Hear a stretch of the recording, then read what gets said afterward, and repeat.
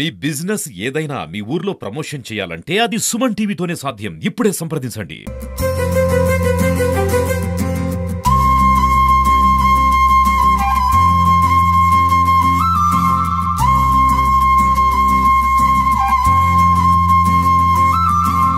So Markapuram నియోజకవర్గం శాసనసభ్యులు శ్రీ కందుల నారాయణ రెడ్డి గారు అయితే మనం ఉన్నారు. ఒకసారి సార్ మాట్లాడి తెలుసుకుందాం. నమస్తే సార్. నమస్కారం అమ్మా. ఎలా ఉన్నారు సార్? బాగానే ఉన్నామమ్మా, బ్రహ్మాండంగా. ఈరోజు కూటమి ప్రభుత్వం వచ్చిన తర్వాత మొదటి బ్రహ్మోత్సవాలు అయితే స్టార్ట్ అవుతున్నాయి. చూస్తే చాలా ఘనంగా భారీగా జరుగుతున్నాయి. సో ఎలాంటి ఏర్పాట్లు చేస్తున్నారు సార్? ఈ బ్రహ్మోత్సవాలు మార్కాపురం లక్ష్మీ చెన్నకేశవ బ్రహ్మోత్సవాలు అనేది ప్రతి సంవత్సరం కూడా ఇక్కడ చాలా బాగా జరుగుతాయి. అందులో భాగంగా ఈరోజు ఈ గతంలో ఏ ప్రభుత్వం అధికారంలో ఉంటే ఆ ప్రభుత్వం వాళ్ళు చేయటం అనేది ఈ ఊరు సాంప్రదాయంగా వస్తూ ఉంది.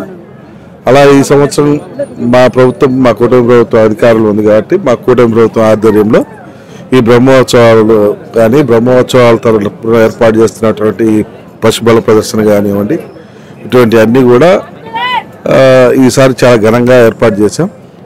బ్రహ్మాండంగా ఈ కార్యక్రమాలన్నీ కూడా ప్రారంభించడం జరిగింది. సో మన ప్రకాశం జిల్లా అంటేనే ఎడ్ల పందాల పోటీలు బాగా భారీగా జరుపుతారు. అందులో మన మార్కాపురం బ్రహ్మోత్సవాలు అంటే ముందు ఎడ్ల పండి పోటీలు మనకు గుర్తొస్తుంటాయి. బట్ ఈ రోజు కూటమి ప్రభుత్వం గెలిచిన తర్వాత మీ ఆధ్వర్యంలో ఇలా ఏర్పాట్లు జరుగుతున్నాయి. సో ఇలా ఎడ్ల పంది పోటీలు అయితే జరుగుతున్నాయి. ఎలా అనిపిస్తుంది? ఇది చాలా ఆనందంగా ఉంటుందమ్మా. ఎందుకంటే ముఖ్యంగా ఎంతో ఈ వెనుకబడ్డ ప్రాంతంలో రైతాంగం మొత్తం కూడా ఎక్కువగా ఆధారపడినటువంటి రైతు వారి పనుల మీద ఆధారపడినటువంటి ప్రాంతం ఇది.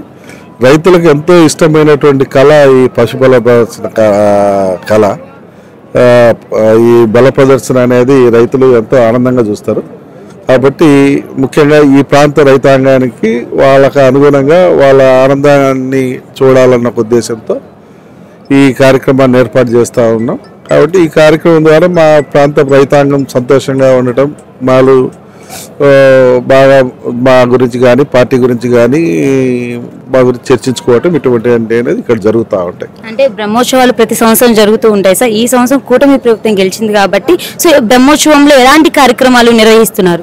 మేము ఈ బ్రహ్మోత్సవాల కార్యక్రమం అనేది కూడా వినూత్నంగానే చేస్తూ ఉన్నాం. ఈరోజు పన్నవాహనం అనేది ఈరోజు ఉదయం తెల్లవారుజాము నుంచి పన్నవాహన ఊరేగింపు. ఈ ఊరేగింపులో గతంలో లేని విధంగా సాంస్కృతిక కార్యక్రమాలు కూడా పెట్టాం. అలాగే వేలాదిగా భక్తులు పాల్గొన్నారు. వేలాదిగా భక్తులు ఆ కార్యక్రమం విజయవంతమయ్యేలా చూశారు. స్వామివారి ఆశీస్సులు తీసుకున్నారు. అలాగే ఈరోజు ఇంత ఎండ అయినా కూడా ఈ కార్యక్రమం చూసేదానికి వేలాది మందిగా రైతులందరూ కూడా వచ్చినారు.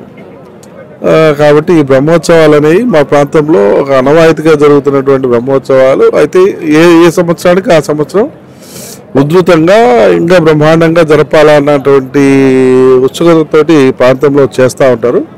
మేము కూడా గతంలో కంటే కూడా ఈ సంవత్సరం బాగా జరగాలి, ఈ సంవత్సరం టీడీపీ వాళ్ళు కానీ జనసేన కూటమి కానీ అలాగే బీజేపీ వాళ్ళ అందరూ కలిసి బ్రహ్మాండంగా చేశారు అనేటువంటి టాక్ ఈ సంవత్సరం మాకు రావాలన్న ఉద్దేశంతో మేము కూడా చాలా ప్రతిష్టాత్మకంగా తీసుకొని చేస్తాం.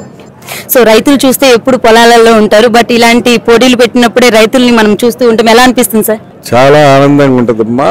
మా ఇప్పుడు కరెక్ట్గా రైతులకు అందరికి కూడా పంటలు చేతికి వచ్చి కొంత సంతోషంగా ఉండేటువంటి సమయం ఈ సమయం.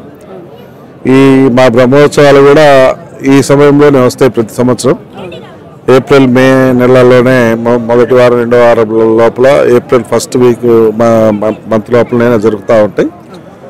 ఈ బ్రహ్మోత్సవాల సందర్భంగా మా ప్రాంతంలో రైతాంగం అందరూ కూడా సంతోషంగా ఉంటారు. ఎందుకంటే పంటలందరూ కూడా చేతికి వచ్చి ఉంటాయి కాబట్టి ఈ సంవత్సరం కూడా బ్రహ్మాండంగా చేతికి వచ్చినాయి అనేటువంటి భావనలో మేము ఉన్నాం. రైతాంగం అందరూ కూడా హ్యాపీగా సంతోషంగా ఉండాలని మనస్ఫూర్తిగా మా చెనకేశ్వర స్వామిని కోరుకుంటాం. మా చెనకేశ్వర స్వామి కూడా ప్రతి సంవత్సరం కూడా మా ప్రాంతం వెనుకబడ్డ ప్రాంతమైనా, కరువు పీడిత ప్రాంతమైనా, వర్షాలు పడక ఇబ్బంది పడుతున్నటువంటి ప్రాంతమైనా కూడా కనీసం బోర్ల మీద ఆధారపడేటువంటి రైతాంగం ఎక్కువ ఉన్నటువంటి ఈ ప్రాంతంలో బోర్లకు సమృద్ధిగా నీరు వచ్చే విధంగా చెన్నకేశ్వరుడి ఆశీస్సులు మాకు ఎప్పుడు ఉంటాయి. అలా చాలా వరకు గతంలో ఎప్పుడో 10-12 సంవత్సరాల క్రితం పూర్తి స్థాయిలో బోర్లు ఎండిపోయి రైతాంగం కూడా ఇబ్బంది పడినటువంటి పరిస్థితులు చూసాం. మళ్ళా తర్వాత అటువంటి కరువు పరిస్థితి మేము చూడలేదు. ఇప్పుడు ఈ ప్రాంతం బాగా రైతులు కానీ అలాగే ఇతర వర్గాలు కానీ అందరూ కూడా సంతోషంగా ఉండే విధంగా ఆ భగవంతుడు మమ్మల్ని ఆశీర్వదిస్తూ ఉంటాడు. అందులో భాగంగా ఈ సంవత్సరం కూడా మా రైతాంగం సంతోషంగా ఉండాలని మేము అనుకుంటా ఉన్నాం. సంతోషంగా ఉండి ఈ మా ప్రాంతంలో అందరికీ మంచి జరిగేలా చూడాలని మేము ఆశిస్తూ ఉన్నాం. తప్పకుండా మా కళ ఆ చెన్నకేశవుడు నెరవేరుస్తాడని మేము భావిస్తాం. సో ముందుగా మీరు ఎమ్మెల్యే అయిన తర్వాత మేము ఫస్ట్ టైం వచ్చాం కాబట్టి కంగ్రాచులేషన్స్ సార్. థ్యాంక్ యూ అమ్మా. మీరు ఇక్కడ ఎమ్మెల్యే అయిన తర్వాత మార్కాపురం చూస్తే చాలా డెవలప్ చేశారు. సో కొన్ని ప్లేసెస్ కానీ రోడ్డు కానీ అంటే చాలా మంది ఆక్రమించి ముందు కట్టడం జరిగింది. సో వాటిని మీరు ధైర్యంగా ముందుకు వచ్చి రోడ్లను కూడా ప్రజలకు ఎలాంటి ఇబ్బంది లేకుండా చేశారంటే నిజంగా చాలా great sir. Thank you sir. Thank you అమ్మా. Thank you. సో ఇక్కడ మీరు చూసినట్లయితే మన మార్కాపురంలో ఎడ్ల పందాల దగ్గర అయితే ఇంత ఎండైనా సరే పబ్లిక్ ఎంతమంది వచ్చారో చూసారు కదా. సో ఏర్పాట్లు అయితే చాలా ఘనంగా జరుగుతున్నాయి. ఇక్కడ ఎడ్ల పంది పోటీలు అయితే నెంబర్ 1 అండి. సో మన మార్కాపురం అంటే భారీ స్థాయిలో అయితే జరుగుతుంది. సో ప్రెసెంట్ అయితే ఇక్కడ ఈ విధంగా చూడడానికి పబ్లిక్ ఎంతమంది వచ్చారు చూడండి. ఎంత ఎండైనా సో సంవత్సరానికి ఒక్కసారే కదా వచ్చారు కాబట్టి పబ్లిక్ బాగా తరలి వచ్చారు.